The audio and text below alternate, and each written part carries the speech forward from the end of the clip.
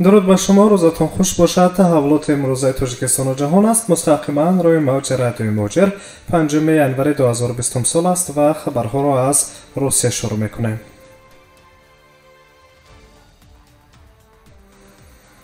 قضیه بازداشت سید اسرار میرزویف رهبر جمعیت پیوند سمره که طی چند وقت باز ورد زبانها گردیده است تا حالا پررا ناروشن باقی میماند، چون نام برده دارای شهروندی روسیه بود، اما دادگاه در نسبتش حکم اخراج را از سنه 23 دکبر سال 2020 تطبیق کرده است. شکایت کاساسیونی حمایتگران سید اسرار میرزویف در دادگاه ولایت سمره نیز نتیجه نداد و همه وجه‌های آورده طرف حمایتگر نیز رد کرده شدند.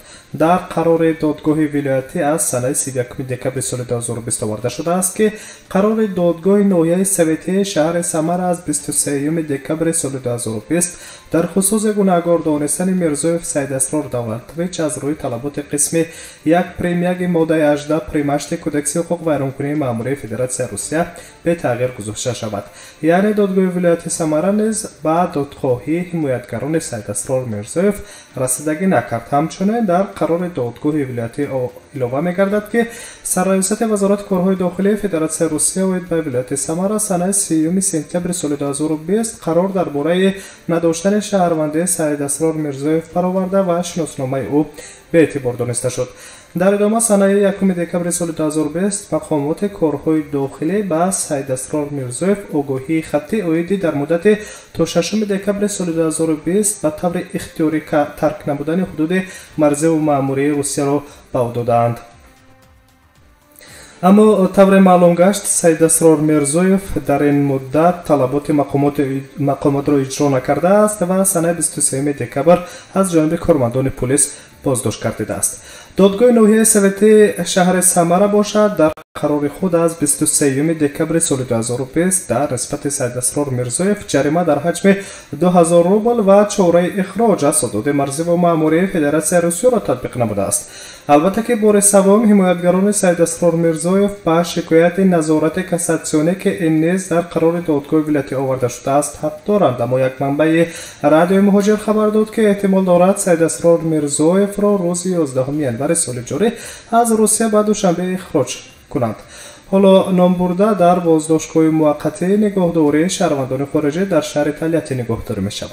قبلا الکساندر پاولوف وکیل دفاعی سید اسرار میرزویف در صحبت تلفنی با رادیوی موجر گفته بود که سید اسرار میرزویف را کارمندان پلیس در شهر سمره بازداشت نموده مورد لطکوب قرار میدهند و وادارش میسازند که در دادگاه شهادت بر دروغ بدهد تا از روسیه اخراج گردد. اما الکساندر پاولوف تاکید کرده بود که سید اسرار میرزویف از سال 1993 باز این جانب دارای شهروندی روسیه می باشد.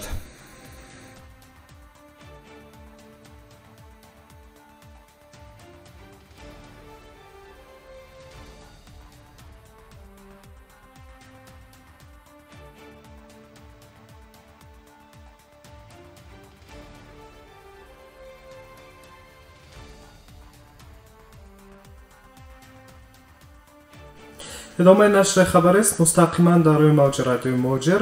در ادامه قضیه سید اسرار میرزویف نام برده در برابر رئیس جمعیت تاجیکان پیوند بودنش عضو شورای جمعیتی نزد سفارت تاجیکستان در روسیه بود. این معلومات در سامانه سفارت تاجیکستان در مسکو درج گردیده بود. اما با گذشت چند روز از رسانه‌ای شدن قضیه مذکور حالا اسم سید اسرار میرزویف از سامانه مذکور پاک شده، در برابر او اسم دیگر از آن شورای نیز حذف گردیدند. اما در بخش جستجویی سامانه مذکور اسم سید اسرار میرزویف را در ساز معلومات پیشتر ثبت گردیده دوباره پیدا می‌گردد. یک عضو شورای جمعیتی به ذکر نامش به رادیوی موجر اطلاع داده است که سید اسرار میرزویف عضو شورا نبود و روی خط مذکور کهنه شده بود، ولی طبق گفته وکیل دفاعی سید اسرار میرزویف الکساندر پاولوف شهادتنامه او همچون عضو شورای جمعیتی مالت اعتبارش را حالا گم نکرده است. در این خصوص حالا نظر جانب سفارت تاجیکستان در روسیه را در دست نداریم.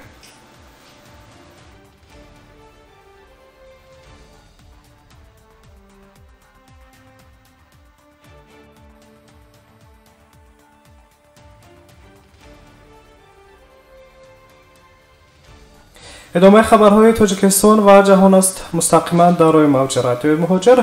рабурда шудани як зодаи Тоҷикистон аз ҷониби ду ҳамватани худ дар Самара. ҳодисаи рабурда шудани зодаи Тоҷикистон дар Самара аз моҳи августи соли 2019 сарчашма мегирад. тибқи иттилои имрӯзаи со онлайн ки хабаргузори ТЛТ городи Толиати бо истинод ба он менависад, зодаи Тоҷикистон Макхамов ки шаҳрвандии Русияро дорад ба воситаи тамғаи нақлиёти хундаи тақсуни худ дар кӯчаи Промишленности ҳаракат мекард ки ногаҳон воситаи нақлиёти Kia Optima монеаи ҳаракати ӯ мегардад. Макхамовро аз нақлиёт бароварда аввал ба деҳаи Запанская, сипас ба қабристони Лесное дар ноҳияи Красноглинск мебаранд, менависад хабаргузорӣ. дар ин шахсони ҷиноятпеша аз ӯ ҳамчун ҷуброри зарари маънавӣ 235 000 рубл талаб карданд. гӯё Макхамов бо завҷаи Раҳимов ҳамзистӣ кардааст. моҳи декабри соли 2020 кумитаи тафтишот бо дархости Макхамов аз рӯи моддаи рабурдани шахс бо таҳдиди зӯроварӣ парвандаи ҷиноятӣ боз кард. агар Холматов ва Раҳимов ки ҳоло аз тафтишот гурехтаанд пайдо гарданд, ба онҳо то 12 соли зиндон таҳдид мекунад.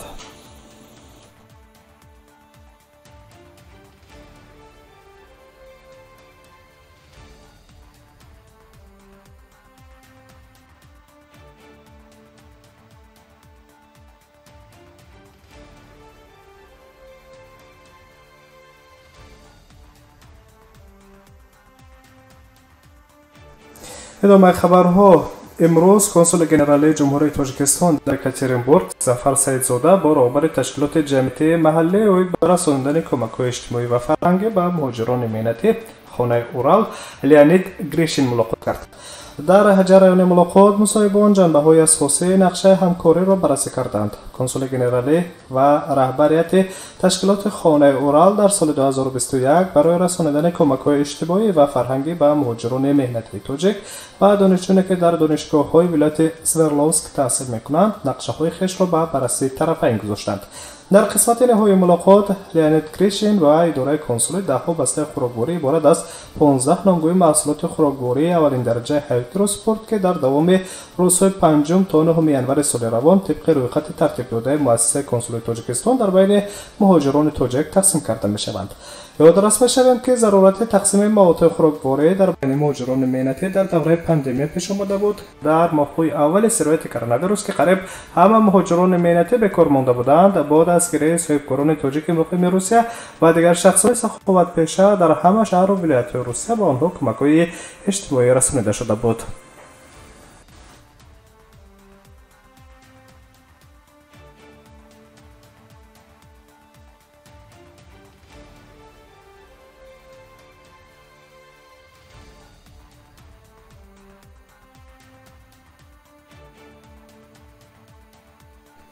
таҳвилоти охирини имрӯзаи Тоҷикистон ва ҷаҳон аст ва аз Русия ва Тоҷикистон меравем. Бонки миллии Тоҷикистон маълумотро дар бораи қурби асъор дар ҷумҳурӣ нав кард. тибқи нишондодҳои Бонки миллии Тоҷикистон ин дафъа низ афзоиш ёфтани евро ва рубли русӣ ба мушоҳида мерасад. طبق قرب نشان داده بانک ملی $1 ایالات متحده آمریکا همچنین 11.3 سومونی را تشکیل می‌دهد و معتدل سطر را طی بیش از 2 هفته باز نگاه می‌دارد. اما یورو و روبل روسی باشد حالا هم در جهش قرار دارند. قرب امروزه یعنی 5 ینور معین کرده بانک ملی تاجیکستان 1 یورو 13.90 سومونی ارزش دارد. در دوام یک روز اخیر یورو 4 درهم افزوده است. 13.86 سومونی دیروزه با 13.90 سومونی به امروز برابر گردید. همچنین بالاروی قرب روبل روسی نیز به مشاهده می‌رسد. به حالت امروزه قرب روبل روسی در برابر اسعار ملی هنوز هم در سطح بالا قرار دارد. طبق طلبات تابلوی الکترونی بانک ملی تاجیکستان 1000 روبل روسی با 153 سومونی عوض کرده می شود. بانک ملی کشور خاطر رسان می‌کند که همه عملیات اسعاری باید در بانک‌ها، فیلیال‌ها، نقطه‌های مبادله اسعار و ترمینال‌ها انجام داده شوند و ویران کردن این طلبات‌ها جزای مأموری و جنایی را در پی دارد.